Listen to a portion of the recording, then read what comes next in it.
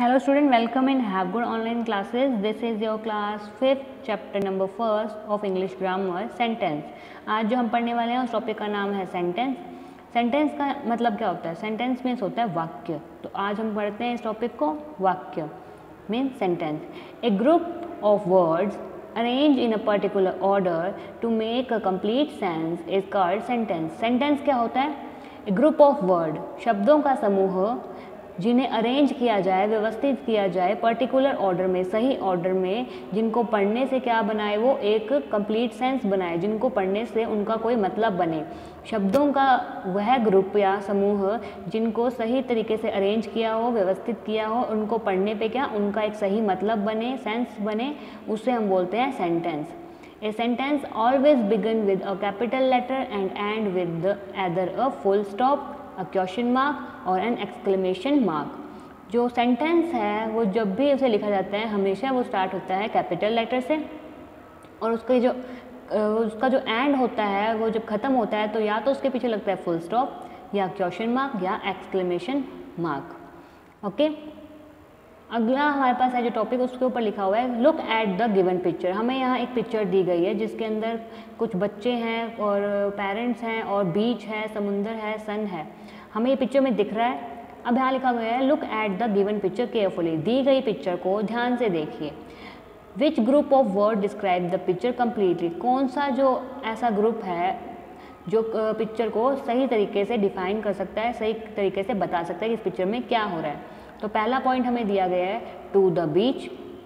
आगे हमें दिया गया है second point in the evening. Fourth point दिया गया है द फैमिली.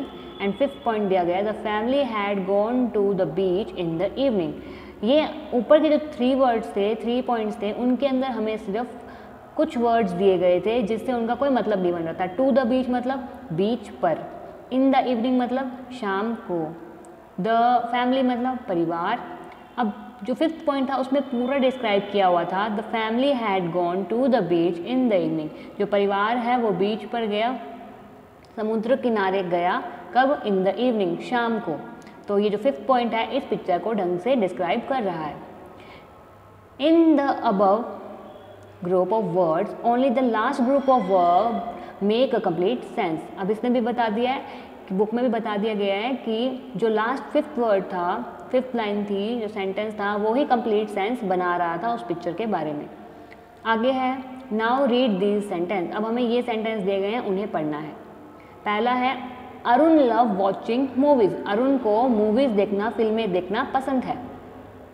सेकेंड पॉइंट है all of us eat different kind of food. हम सभी अलग प्रकार का खाना खाते हैं. थर्ड पॉइंट है they went hiking on Sunday. वे सभी संडे को चढ़ाई पर जाएंगे. फोर्थ पॉइंट है she wash the dishes before the guest arrived. कि उसने प्लेटें धोई जब गेस्ट आने वाले थे उनसे जस्ट पहले.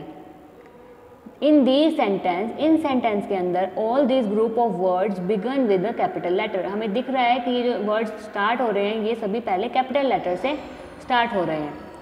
उसके बाद and with the full stop. और सभी जब खत्म हो रहे हैं तो उनके पीछे हमने फुल स्टॉप लगाए हैं. They have a subject.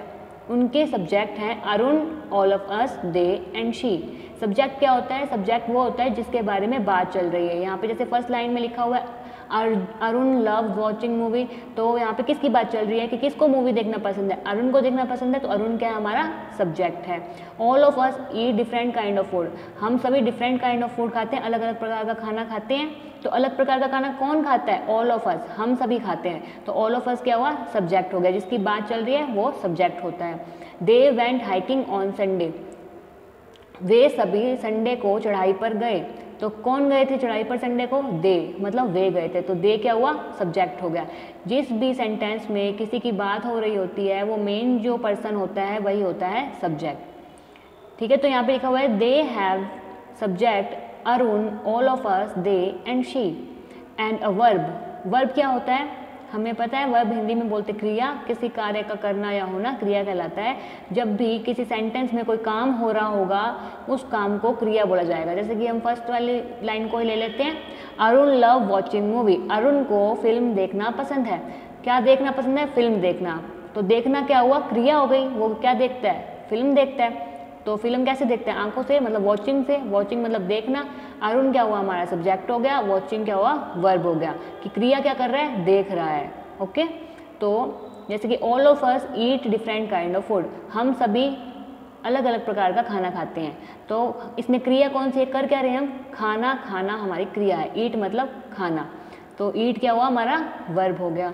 They went hiking on Sunday, तो दे वेंट हाइकिंग, वह जाते हैं कहाँ पे? चढ़ाई पर। जाना क्या है? एक क्रिया, जाना एक क्रिया है।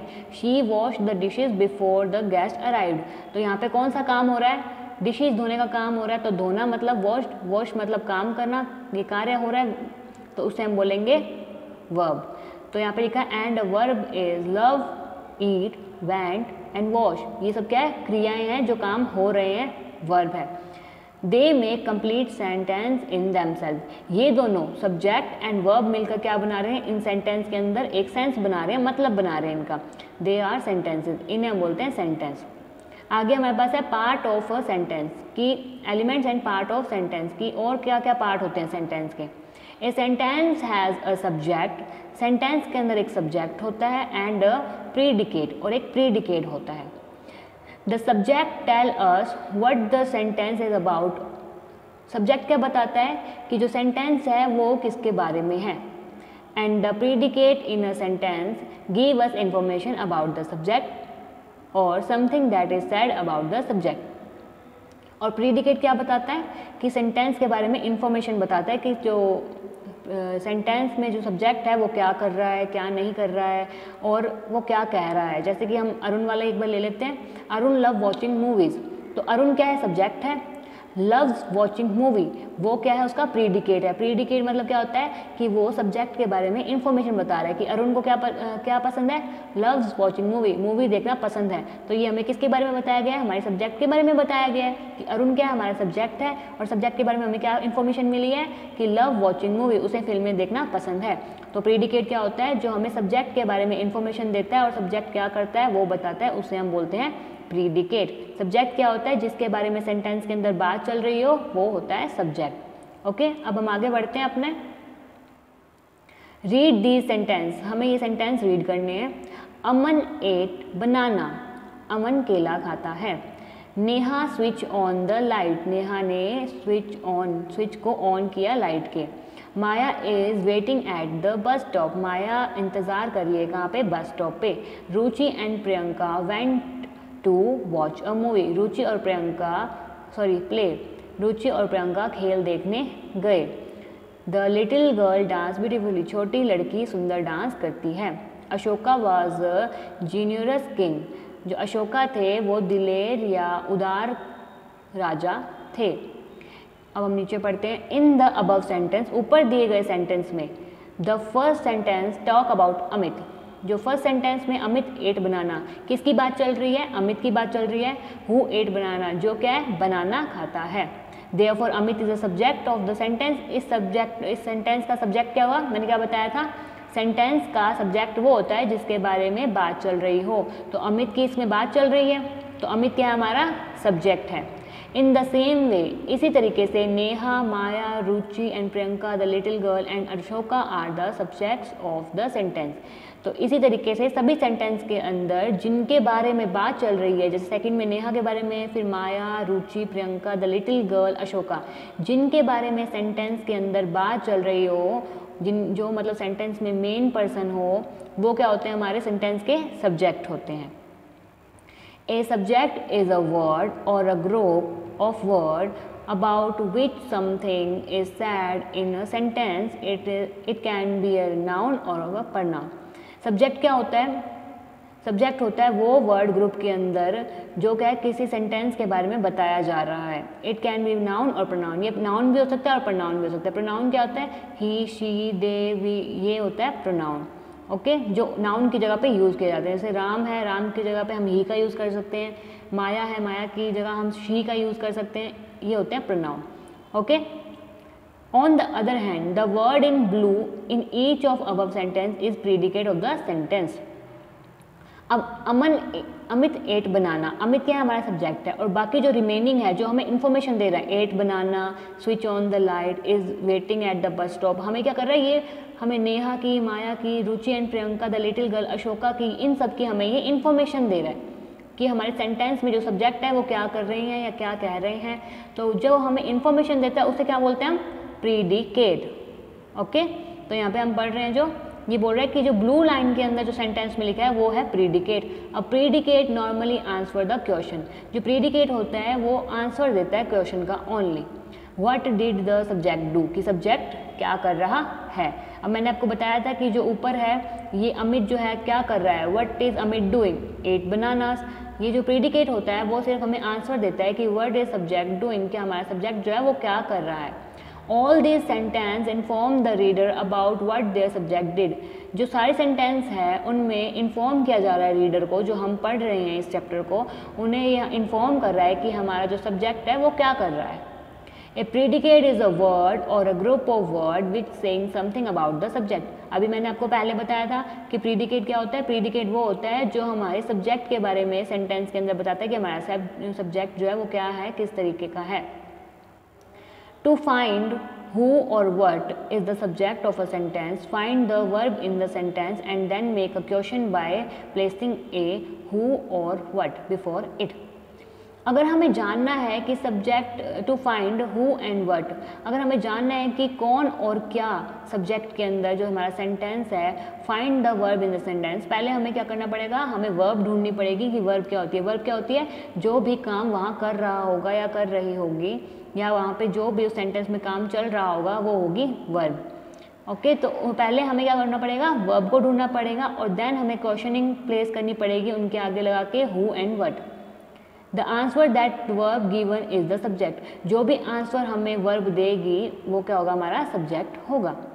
जैसे कि एग्जांपल दिया गया यहाँ पे, the boy played cricket for their school and win, ये द बॉयज़ मतलब लड़कों ने क्रिकेट खेला खुद के स्कूल के लिए और जीते।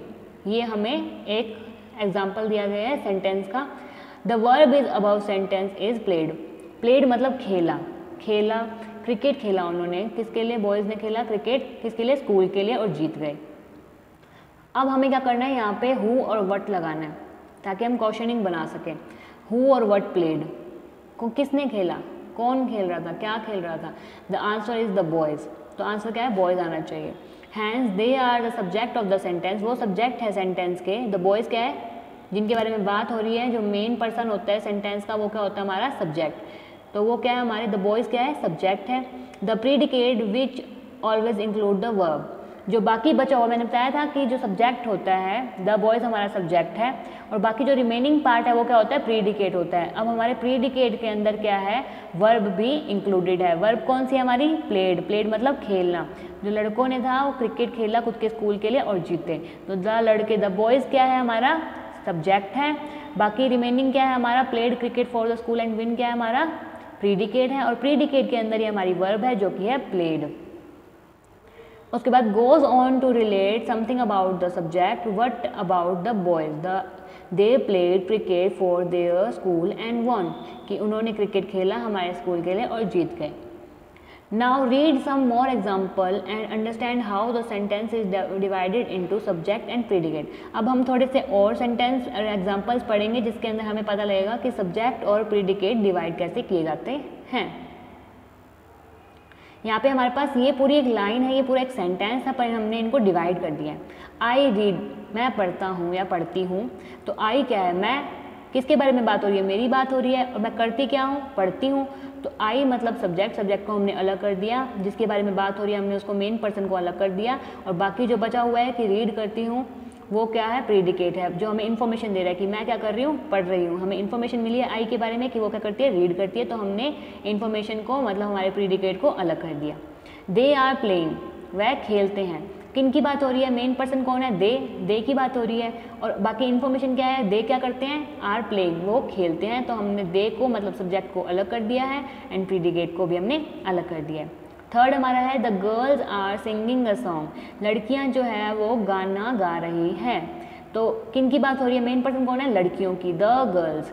लड़कियों की बात हो रही है और वो कर क्या रही है, इन्फॉर्मेशन हमें क्या मिली है कि लड़कियां क्या कर रही है, they are singing a song, वो एक गाना गा रही है। तो हमने सब्जेक्ट को अलग कर दिया, द गर्ल्स को हमने अलग कर दिया, मेन पर्सन हमारी क्या थी, द गर्ल्स थी, द गर्ल्स को हमने अलग कर दिया और वो क्या काम कर रही है, हमें इन्फॉर्मेशन क्या मिली है, आर सिंगिंग अ सॉन्ग। तो हमने बाकी रिमेनिंग पार्ट को जो उनका इन्फॉर्मेशन था वो हमने प्रीडिकेट में अलग कर दिया। अगला है हमारे पास 4 नंबर में, इरेगुलर और punctual student get success. Okay, तो रेगुलर और पंचुअल स्टूडेंट मतलब जो रोज़ आता है और शिष्ट है वो विद्यार्थी सक्सेस पाता है, सफलता पाता है। तो जिसके बारे में बात हो रही है, मेन किसके बारे में बात हो रही है, जो रेगुलर बच्चा आता है और वो जो पंचुअल स्टूडेंट है उनके बारे में बात हो रही है। मेन पर्सन वो है, तो हमने मेन पर्सन को सब्जेक्ट में लिख दिया और उसके बाद जो बचा हुआ है जो हमें इन्फॉर्मेशन दे रहा है वो बच्चे क्या होंगे, सक्सेसफुल होंगे या सफलता पाएंगे, वो उनकी इन्फॉर्मेशन है, तो हमने उसको प्रीडिकेट में डाल दिया। हमारे पास लास्ट है the small and beautiful and intelligent girl dance, कि छोटी सुंदर और बुद्धिमान लड़की डांस कर रही है। तो इसमें क्या था, किसकी बात हो रही है, छोटी ब्यूटीफुल सुंदर इंटेलिजेंट बुद्धिमान लड़की, उसकी बात हो रही है और वो कर क्या रही है, हमें इन्फॉर्मेशन क्या मिली है उसके बारे में कि वो डांस कर रही है। तो हमने उस जो लड़की जो सब्जेक्ट है हमारा उसको हमने सब्जेक्ट में लिख दिया the small beautiful and intelligent girl, और वो हमें इन्फॉर्मेशन क्या मिली है, वो क्या कर रही है, डांस कर रही है, तो हमने डांस को अपने प्रीडिकेट में डाल दिया है। तो ये था आपका टॉपिक सब्जेक्ट एंड प्रीडिकेट के बारे में। अपने नेक्स्ट टॉपिक को, इसी चैप्टर के नेक्स्ट टॉपिक को हम अगली वीडियो में कंटिन्यू करेंगे। आज के लिए बस इतना ही। Thank you and have a nice day.